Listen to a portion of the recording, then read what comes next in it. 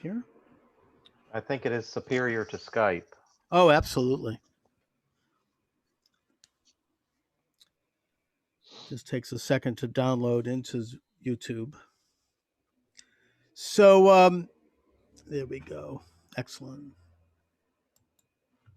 All right. So should we talk about your book, or what do you want to talk about? Stealth Invasion? No, not necessarily, because that, while still relevant, that's not probably the hottest topic right now. Well, there's a lot we could talk about. Yeah. I'm sure you're right. I'm sure you're covering the communist inspired Yes, insurrection across the country. So why don't we start there? sure. All right, very good.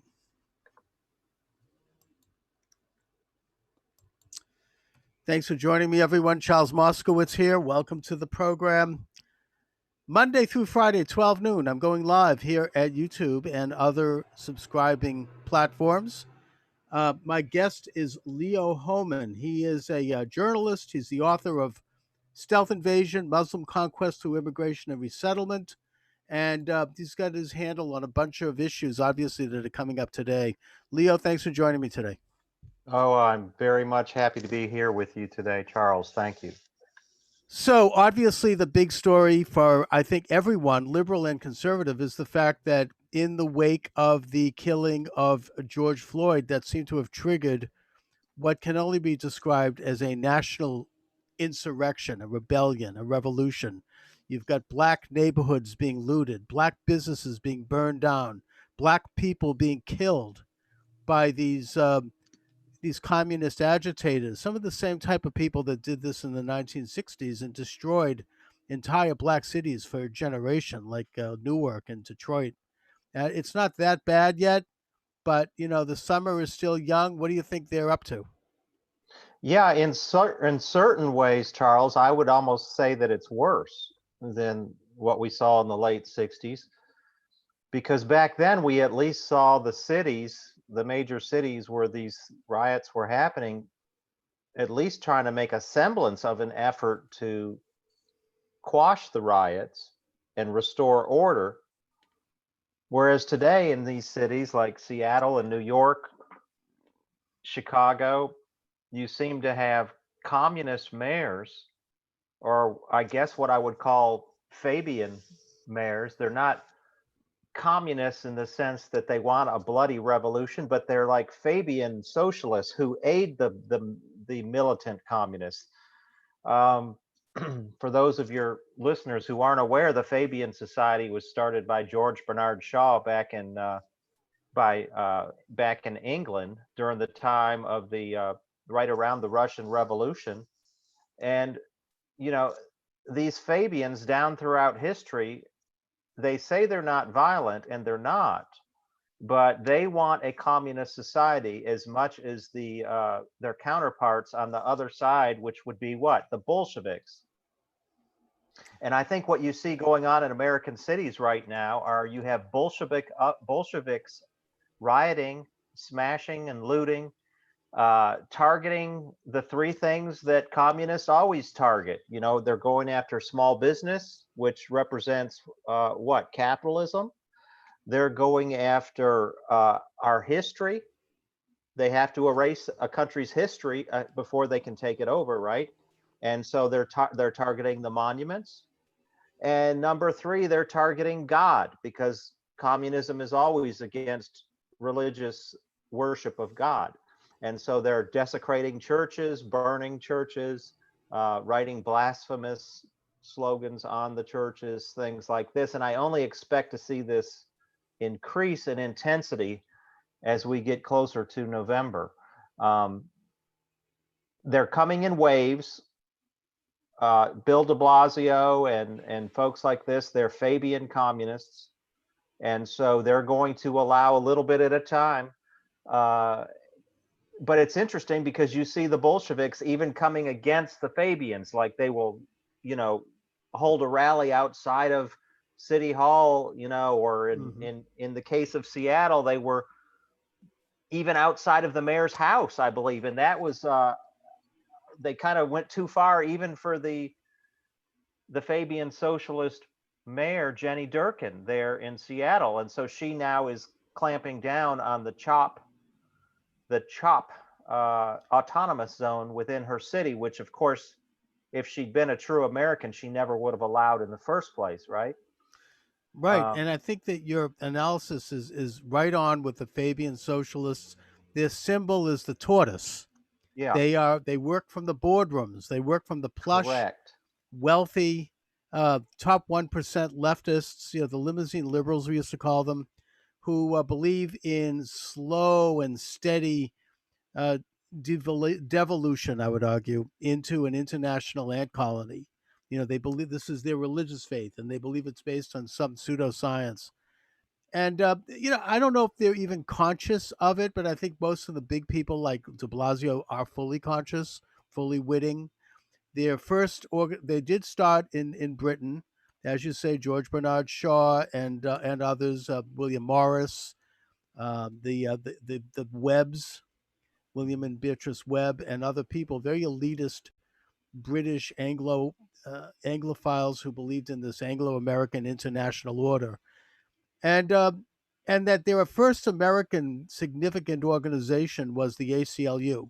And I Mm, mention that because it's important to note that the ACLU operates under the guise of supporting the Constitution, but what they do, and it's classic Fabianism, is they leave in place the laws and the language of the law, but they change the meaning of the words to suit their socialistic, yes, collectivist approach.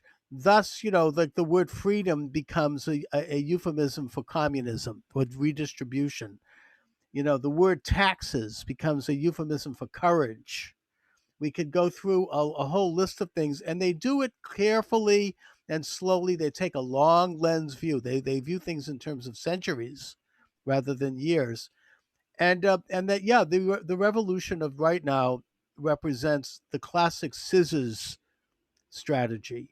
The upper slice is the Fabians who sit in their fancy boardrooms and their billion-dollar mansions. And the lower slice are the street types who go in and loot and burn black neighborhoods and black businesses in the name of creating social equality. And I think that this is exactly what's going on now, Leo. I think that what you're talking about is becoming more obvious to more people. I think that more Americans are getting sick and tired of seeing statues of Abraham Lincoln and Ulysses S. Grant toppled, and threats to dynamite Mount Rushmore. hmm, And I think they're getting sick and tired of these Occupy movements, which, by the way, yesterday, apparently, another shooting in Seattle killed a 14-year-old black teenager, yes. and the police can't get in there to help. And I think it's going to backfire on them big time if just by nature, because they're, as usual, the left is overstepping its bounds. The Fabians are losing control, and the Bolsheviks are getting the upper hand. Good point. Excellent point. See, that's always the danger. It doesn't seem like our side puts up any resistance to these folks.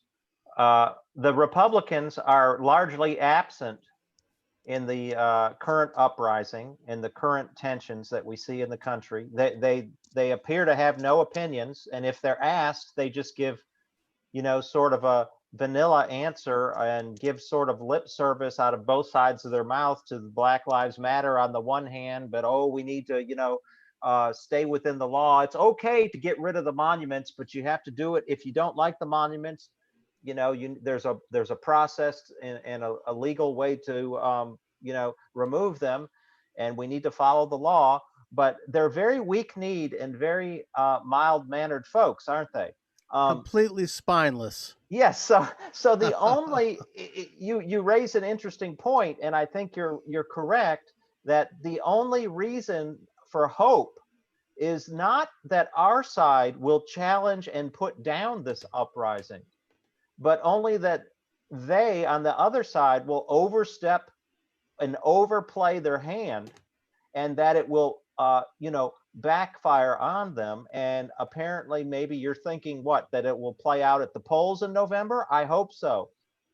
I hope we don't have a November surprise with a massive cheating operation by the left because I do feel like if we have a fair election, I agree with you that the so-called silent majority will come out to vote, Mm. and that we will see I believe it would be a landslide victory for Donald Trump in November if we have a fair election.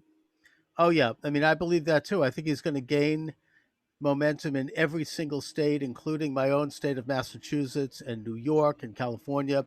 I think he's going to take a few more states than he did last time, and I think that the Republicans are poised to retake Congress. But at the same time, we have to look at the opposition, which is willing to do anything short Yes. of, God forbid, assassination in order to win. We've seen how they manipulated the pandemic in a way, putting aside the question of whether or not the pandemic was a chemically derived thing or not. We don't know that. But what we do know is that the international left, in an attempt to destroy, I think, Trump and other uh, sort of more nationalist oriented movements, allowed the virus to spread without impunity for 5 weeks under the WHO before mentioning the fact that this was happening. And then once it happened, the shutdown serves their purpose perfectly. It's a medical martial law. It's a social experiment, basically, one that is not really necessary to deal with a genuine and real disease. I'm not taking away from that. Now they're doing the street riots, all under the guise of a bad incident by a registered Democratic cop who then hired by a Democratic police commissioner in a Democratic city and a Democratic state, kills a man who happens to be black. We don't know if it's a racial thing or not.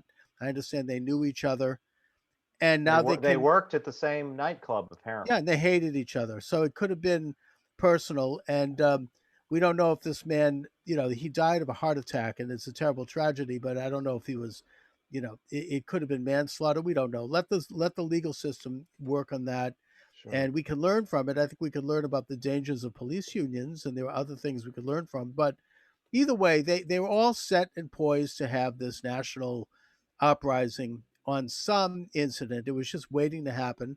They had prepared signs, they had prepared cells set up to begin agitation. I don't think that it's worked well for them, but they're still doing it. They're still out there spreading the virus. And, you Well, they're know, desperate. It seems to be that the globalists are desperate. Um, if you go back to September 24th, 2019, and you look at where President Trump was on that day and what he was doing, he was at the United Nations in New York, and he delivered a landmark speech right there at the United Nations, looking them in the eye and denouncing what they stand for, which is globalism. And he spelled out in detail why all nations should give up on globalism and enact a policy of America first, not just America first, but Hungary first, Poland first, the UK first.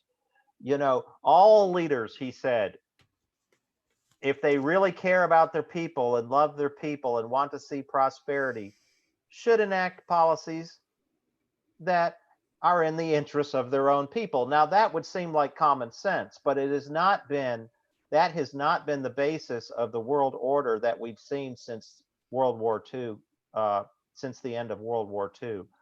And so, he really put it in their faces there in September 2019. And then a month later, what do we see? The Event 201 uh, in New York, in which these elites gathered there and had a big planning event where they were going to game out their response to a global pandemic.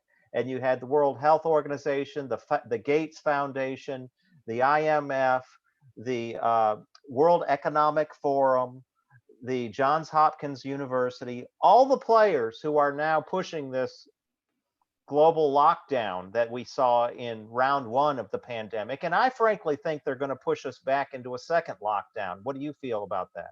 oh yeah, I mean, I think that it's probably going to come in the fall. There all this talk about another virus, even today. on the very captivated and leftist now and establishment oriented Drudge Report, which has completely changed its nature. Sure. They're talking about the second virus already found in China. And so, yeah, I think there's going to be another one. There's going to be another hysteria. People are frightened. They're going to be locking themselves away. I mean, I can speak to this in my own family. I mean, I can't Yes. even go outside because my own family won't let me go outside. People are so frightened that, It is really unbelievable. yeah, And so and I it's, feel like they saw Trump as a threat. They saw not just the American economy pursuing an American first agenda, but when he addressed that UN, those nations before the UN, I think they were afraid that this nationalistic economic pursuit was going to spread to other nations. And indeed, it already was spreading with Brexit, and Hungary and Poland and yeah, Hong Kong. Hong Kong, and Italy was starting to wake up. And so there was really a fear that their new world order based on a globalistic and global governance, greater central top down control of the global population was slipping away from them.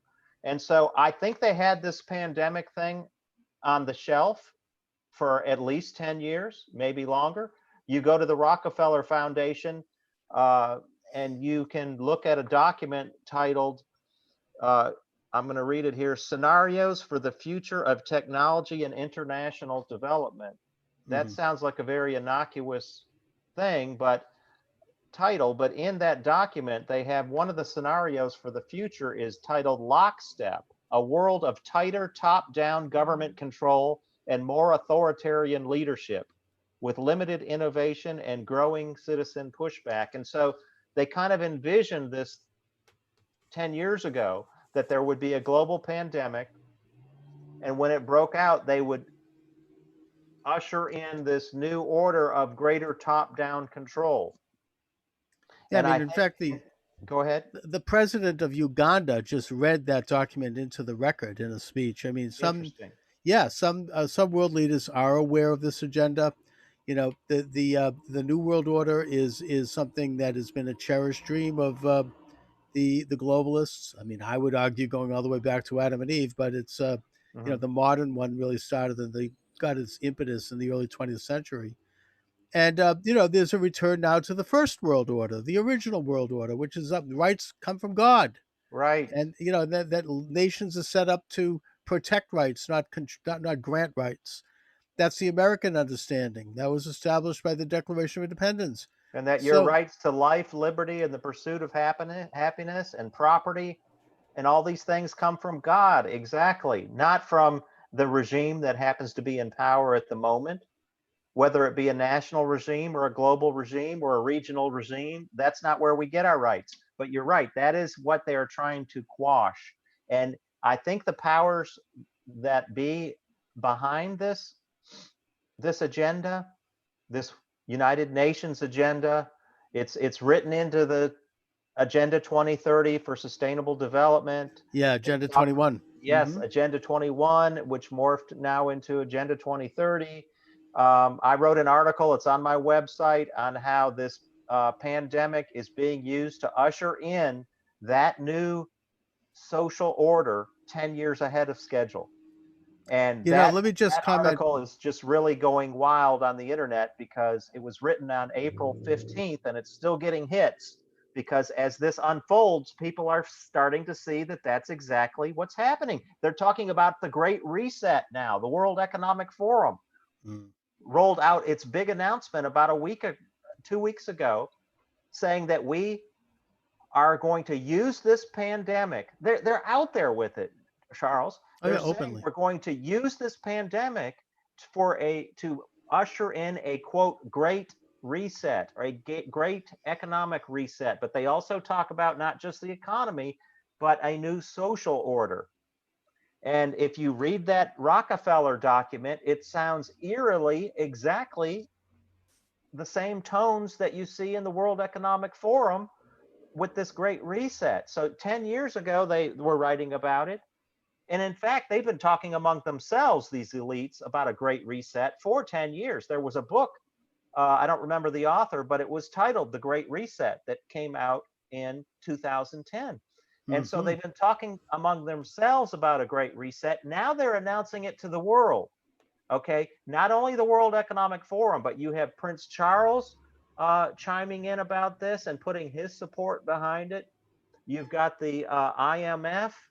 You've got the UN, Antonio Guterres, the Secretary General. He put his clout behind the Great Reset. They're all publicly talking about it and saying we must use this opportunity, quote unquote, to usher in a Great Reset.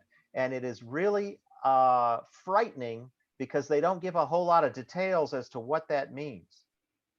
Well, the Great Reset, if it's anything like Agenda 21, which I'm sure it is, Hmm. the Oh, yeah. idea is, I mean, that came out of the Rio Conference in the 1980s.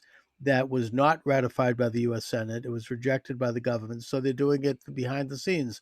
What they do is they get unelected bureaucrats in municipalities, local governments, and state governments who either operate for themselves or are fronts of some kind of weird sounding euphemistic organization, the way Black Lives Matter, these are Hmm. Hmm. euphemisms. And they come in and they start to enact various, whatever they call them, directives, points, degrees. In other words, they're making laws that have to do primarily with restricting people based on environmental considerations Sure. and other social considerations. And it's a big experiment. This is something you can find out about. There are communities in Massachusetts, for example, where I live. I would particularly point to the city of Dedham, where you have Agenda 21 organizations advising the city about putting in new laws that create pristine natural zones where people cannot go, and you knew all sorts of regulations that are not voted upon by the people of that community, but that are enforced by bureaucracies. And that's exactly what this is. It's piecemeal, step by step. The Green Belt Project, all of it. And I guess that under the guise of this emergency, which is how they operate, because you can never let a good crisis go to waste. They actually um, talk about that in their video on the Great Reset. They are right out there with it. Incredible. And And very and in very that frightening. it's like a 5 minute video, and you see the director of the IMF, you see Prince Charles, you see Klaus Schwab, who's the founder of the World Economic Forum, and you see Antonio Guterres, the Secretary General of UN, and several others on this video, all speaking about the Great Reset. Now is the time. We must launch this now. We must not waste this opportunity. They're right out there with it. And you're exactly right. It's all about extending control. They talk about a fourth industrial revolution, a fourth industrial revolution. Well, what does that mean? We've seen technology in the third industrial revolution take over the world with the advancement of the internet. But now with the fourth industrial revolution, they're talking about these things like you're saying, deindustrialize the world, start to merge the technology of the internet that's out there with the human body. Um, Transhumanism. Yeah. Transhumanism, right? And a lot of this is going to be brought in with the ID 2020, which is now merging with the vaccine movement. And this is a really scary thing. I think people who are people of faith had better put their spiritual discernment caps on. You know, we've heard of the thinking cap. It's time to put on the discernment cap and start not just looking at the news of the day and one step at a time. I feel like too many people out there just look at everything in isolation, Charles, and they don't connect dots, and they don't put things together as to, okay, this is here today, but what is the next step? Okay, you have to look at the patterns and the trajectory of things, not every little thing that happens in isolation. Right. You have to integrate the whole picture and see where's Waldo, as it were. What's hidden in this picture, to learn how to look at news and information. And you mentioned the rise of this bureaucratic state under the emergency. I think that, as you say, Donald Trump is one of the few people that I can point to. In fact, the only third people person I can think of in a national position right now who is standing up against it. And this is something that is fearful because who knows what they're going to pull? I mean, the emergency hasn't really worked for them so far. People are resisting. I mean, Congress, the Senate is resisting it. So, they're going to get more fierce. It's going to get uglier. It's going to get meaner. You mentioned voter fraud. That's a big one because already they're agitating. There's this documentary going around where they're still pushing this idea that somehow, for example, the election in Georgia was stolen from Tracy Abrams, which is Right. proven false by New York Times reporters who went down there and investigated it and found that that election was on the up and up. You know, Hey, the, hey, the, the even Biden is eliminated her from his potential list yeah. of VP candidates because the woman is delusionary. I mean, Well, she's yeah, so but they're still delusional. pushing it. She's so delusional. She doesn't know where she is. She still thinks she's governor of Georgia. But they're still pushing it. And, Georgia was overwhelmed with voters during that election, but most of those voters were minorities. So they were not Correct. suppressed. I mean, they all No. came out and Kemp's voters came out and there was 200,000 more of them. So that's how elections work. Yeah, there was a record turnout. So how was voter suppression going on? Exactly. But that's a big agenda. They have a new Yes. documentary out that they're running constantly. And this is going to be, a real push, getting votes to be sent out by mail. Even the main person that does this in Washington State has gone on record as saying you can't do this. It's not a good idea. It has to be done. It takes years and years to set up a program that does this. You can't just put it together right away. But they're doing it under the guise of an emergency. And yeah, I mean, I think that's going to be one of the means by which they're going to win. They're going to steal the election. They'll try to create DC statehood, which gives them three more members of Yes. Congress. If they Um, do win, Charles, I am predicting a massive, massive backlash against not only Trump but his supporters. I believe that Donald Trump will be arrested if he loses this election. He will be arrested and charged with something, possibly treason. I pray not, but this is what mhm. I'm feeling in my gut. And if you've got a former president who's charged and convicted of treason, where does that put all the people who supported him?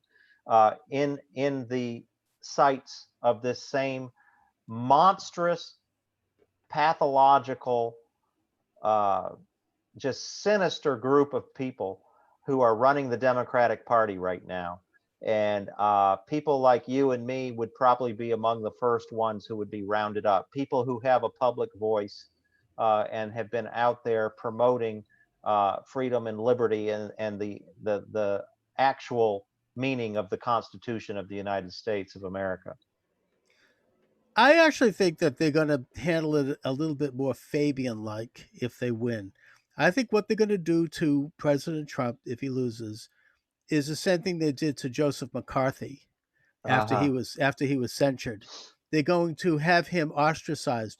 None of Yes. the major media will pay any attention to his tweets or to his communications. He will not be interviewed. They'll turn him off of their accounts.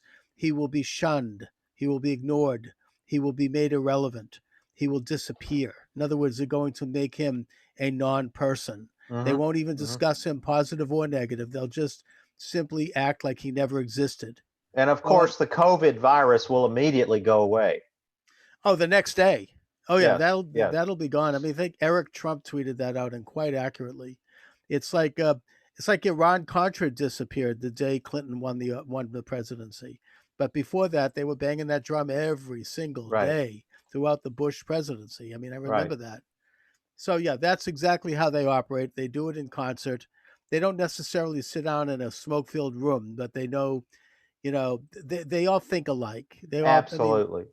my father once told me that his uncle, whom I'm named after, who was a member of the Communist Party, he asked him once, "How do you get your marching orders? What, do you get a note from the Kremlin? I mean, Uh how huh. does Uh this huh. work?" And he said, "No, I don't have to because we all think alike. We all know how to. Yes. We all have like a. We know how to operate. We all are of the same mind." And And there's that's how it also goes. the people in the rank and file of the media. They're not important. Like the reporter out in the field or even the anchor on the desk. These are not the people in charge. They get they get their talking points for the day from their bosses. And it's those bosses who, like you say, all think alike. You don't rise to the level at ABC News or CNN unless you all think alike, right? You don't get hired to be the boss, the person assigning the stories, the person editing the story. You don't get to those middle and upper positions unless you toe the line. And in fact, it's so bad now that if you don't toe the line at the lower levels, when you turn in your stories or you turn in a video of your report, you're not only not going to get a promotion, you're going to lose your job Oh if yeah, you you'll be don't. destroyed. Exactly.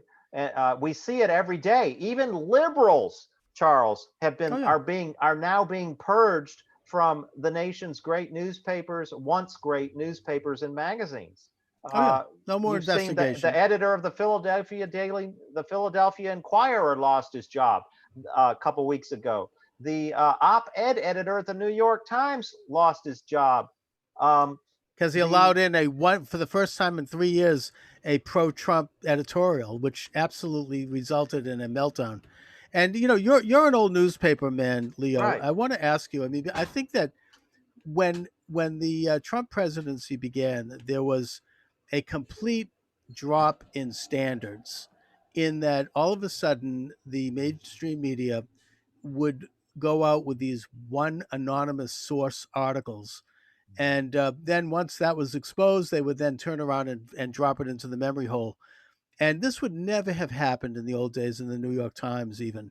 They'd go out and they'd investigate and they'd get several sources and they would really nail down a story before it reached a standard by which they'd go out with it. And the most recent example is this story of the Russians putting bounties on American troops in Afghanistan. Now, I don't know if that's true or not. I doubt if it is. I think it's probably one of these kind of things that made its rounds in the intelligence community that may be true or not, but it wasn't fully vetted. And there was some think in that department that gave it to the New York Times, and they ran it with a big story. Um, you know, the standards are out the window. They're just going to run with anything. This is what they. I mean, who knows what they're going to come up with next? I mean, and they're saving these things so they can drop them out little by right. like a little, like a Chinese torture. They're going to drop another drop on the forehead. Each, they'll wait a few more weeks and then we'll have another one. What do you think about the journalistic standards today? I spent 30 years, Charles, in mainstream newspapers, and I have never seen anything like this. They've literally become editorialists in their news reporting. Um, these Washington Post articles now, you read, for instance, the Washington Post article or the New York Times article or the Yahoo News article about that couple in St. Louis that defended themselves Mm. with their guns as a Registered mob. Democrats, by the way. Yes, and this mob of 300 to 400 people comes rushing onto their property. This is private property. They break down the gate and they start entering the backyard. What were these people supposed to do? They did what any American would do. They went for their guns. 500, 500 people against two people. They threatened to they threatened to kill the couple's dog. They were ruining their property. What happened to trespassing? What happened to be able the castle doctrine of being able to protect one's home? That's about as American of a legal concept as there is. If we no longer have the ability to protect and defend our own property, then it clearly is over. We do not live in a constitutional republic, a free country anymore. And I don't even want to hear anything about the home of the free and the brave, because this is not what we would call America, if that is true. And yet you have a prosecutor there, and these articles in the Times and the Post and Yahoo News, You read the article and you would think that the opposite was true, that there was these peaceful protesters walking by on the sidewalk, all, just lollipops and balloons, Black Lives Matter, wonderful people. And this couple came out with their guns and started threatening to kill them. That was the way the articles read. It was really unbelievable. Complete flipping of the truth without a conscience. Charles, these people in journalism today in America have no conscience. They were always liberal. They were always far left leaning, but they at least pretended and put up a pretense of being unbiased and somewhat neutral. You could read it if you knew what they stood for. You could kind of sense it the way they structured their stories and whatnot before, but it was not perceptible to the untrained eye. Now almost anyone could read this article and say, yes, this is not a news report, this is an editorial. It's become so bad that, and it's so trivial. It's like classic communist agitprop the way they covered that Yes. story. But now, when you turn on the 6 o'clock news, which most people still get their news from, because most people are still working hard. They have to pay 40% of their income in taxes, so they're out there working. They don't have time to look at news the way maybe you and I do, because we're interested in news. And so they turn on the 6 o'clock news, and every single story, without exception, is negative about Trump and is trivial. They'll talk about. They won't say anything about the incredible speech he delivered at the Tulsa rally. Instead, they're going to show pictures of the bleachers and say, "Oh, they didn't have as many people," and this is the Right. story.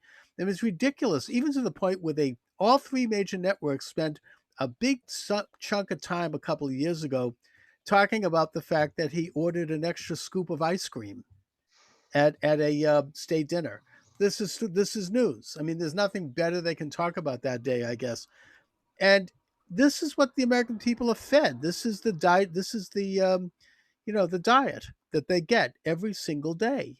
And it's become so bad that, I mean, I hope people can see through it. I mean, I think that even liberals that I know who are total Trump haters, they squirm a little bit at this point, because it's so obvious and so blatant propaganda. And Joe Biden finally comes out of his basement yesterday and has a press conference, a so-called press conference. And they don't ask him a single difficult question about where he stands, on the riots. What would he do about the tearing down of the statues? No, they ask him these general questions, nothing specific, that he can easily make himself sound, uh, good and against Trump on. They were only concerned about getting him to say things about Trump negative. They weren't asking about what his own decisions would be in a situation that is now facing the president of the United States. What would he do if he were in office right now about A, B, and C? They didn't ask him any of those type of questions. It's just so obvious that they are card carrying Democrats, and it's disgusting, just completely disgusting and pathetic. Well, I think in his case, they might be afraid that he doesn't have the cognitive ability at this point to. Absolutely. They didn't want to give him a tough question because they knew he Right. couldn't answer it. It wouldn't be he needs right now a teleprompter type question, in order to come across as even looking halfway, you know, it's not to be a complete embarrassment. He doesn't look like presidential material, No, he doesn't look good at and there's all. no way you can make him look like presidential material, but they're just trying to minimize how embarrassing he does look right now. That's No, he how look he looks pathetic it he is. looks bad. And look, they did the same thing with Hillary Clinton. Never asked a tough question once. She was given a tough interview by, I think it was Matt Lauer of all people, and she had a complete meltdown. Tried to get him Yes. fired. She was screaming. They're not used to it. Right. No, They're not no, even they used to a semi tough question, let alone negative day in, day out, 24/7 coverage like Trump gets. They melt down with even with a question that's not, completely a softball question. And they took it even further, Charles. If you remember during the debates, they were feeding Hillary the answers to the questions. Oh yeah, sure. There was a Was cheating. it Donna It Brazil? Yeah. was. Yep. Yeah. So Trump. I mean, look, I think that Reince Priebus, who I don't really favor, anyways, I think he's part of the deep state, as it were. But Hmm. nevertheless, he made a very interesting comment when he said that Trump will win if he can get Biden to debate him and to come out and talk, Hmm. Hmm. because the more people see Biden, the more they're going to reject him. And I think already there was a recent poll which said that over 50% of people believe that he has some kind of a mental impairment at this point. Sure. And if he actually does debate Donald Trump, it won't be 50% anymore. It'll be 90%. Do you think he'll actually come out and debate Trump? No, I don't think he's going to leave his basement. They're going to Yeah. keep him under wraps. He's like, you know, it's kind of going to prop him up. Maybe they'll give him an injection of some kind of a drug that makes him feel better. And they're just going to parade him around like a stuffed doll. I mean, they're just going to try to ride the thing through. They'll get a bulldog for vice president. I would probably say someone like a Kamala Harris, Hmm. who Hmm. had a meltdown over the fact that Elizabeth Warren wasn't calling for censoring Facebook. Talk about Yeah. authoritarian orientations. Right. And she's going to do the heavy lifting, and there's just going to be, you know, a show. It's going to be like a propaganda show, and they're going to ride him right in. But So unfortunately, they can't have her debate Trump. So, you know, yeah, I don't think there's going to be debates. It's not going to favor them well, that's unless why I guess that's why they need another lockdown. they're going to have to do something like that. Anyway, Leo, listen, it's great talking with you as always. Let's do it again soon. Let's Yes. let's continue to do these broadcasts as we get closer, especially to the election. And I'm doing a whole series where I'm interviewing Republican candidates for Congress across the country. And I want to just try to do what I can to shine a light on this situation. But Well, you're just to doing a great job, and it's always a pleasure to join you on the program. thank you, Leo. And I just want you to finish up by once again mentioning this agenda that's coming out of the UN, this internationalist agenda, this restart thing. I want people to remember that.